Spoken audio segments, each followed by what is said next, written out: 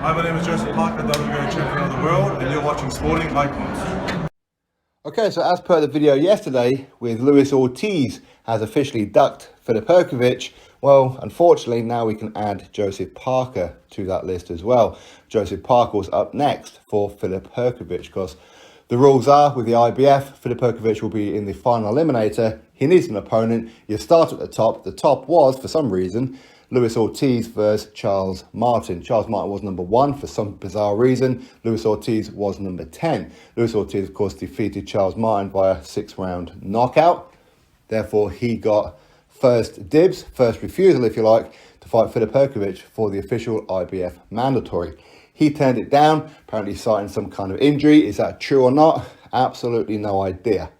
No idea. But either way, he's turned down the fight, not for the first time, by the way. Next up, Joseph Parker. Joseph Parker apparently doesn't want any kind of smoke with Filip Hrgovic, which has surprised me. It's disappointed me as well. I honestly thought that Joseph Parker would be up for it because he says how he wants to get back into the world title mix. Well, this is an opportunity to get back into the world title mix. What other options does he have out there? It's not like he's got a guaranteed world title shot. No. For example, if Filip Hrgovic was to offer Joe Joyce, I can understand Joe Joyce, for example, turning it down because he's a WBO mandatory. By the way, I wouldn't mind seeing Filip Hrgovic versus Joe Joyce, hence the recent poll that I've done today. Go check out the poll and give it a vote, who would win, Filip Hrgovic and Joe Joyce. But who's going to be next in?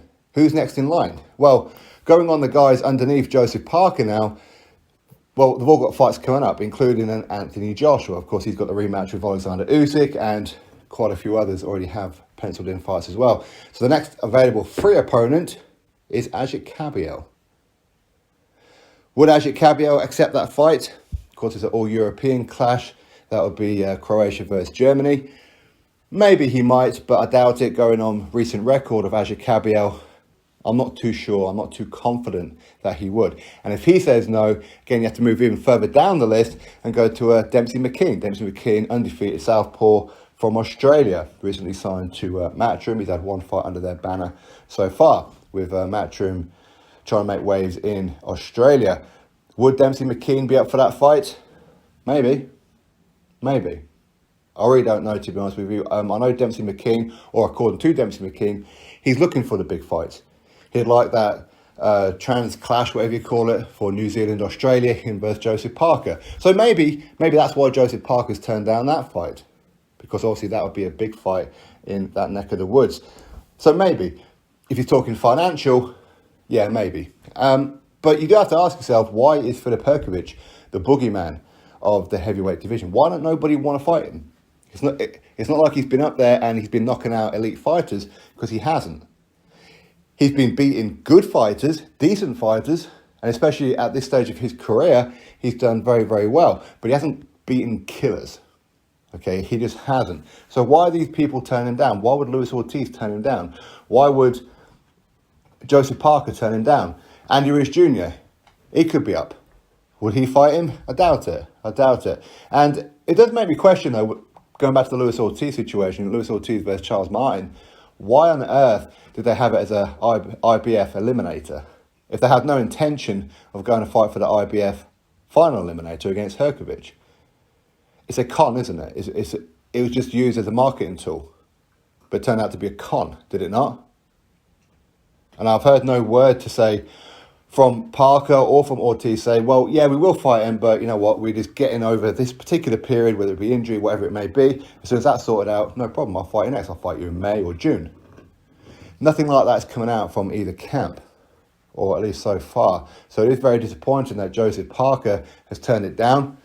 Personally, I would love to see that fight, Hrgovic versus Joseph Parker. I really would.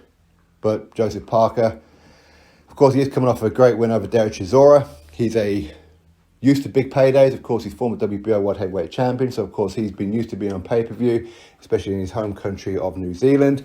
He's come to the UK. He's earned some very, very good money here in the UK when he took on a Hughie Fury. Of course, he fought Dillian White. He fought Derek Chisora twice. So he's used to these big paydays. Filip Hrgovic is not bringing a big payday. He just isn't. I don't know why he isn't. As far as I understand, he's a very popular guy in Croatia. I suppose maybe because he's not fighting in Croatia. Maybe the way it's going, we're going to end up seeing Filip Hrgovic versus Alen Babic. Who knows, a all-Croatian clash. I have no idea, but if this continues, much like it did last year with Filip Hrgovic, where he went literally down the entire top 15 and everybody was turning it down, including most famously Michael Hunter, why not just give him the IBF mandatory? Just give it to him. If he can't find an opponent, it's not his fault. Just elevate him. Is it a case of that he's lowballing opponents so they turn it down? I don't know. As far as I can understand, they haven't even negotiated anything yet. They haven't. I mean, at least take it to a purse bid and see where you stand.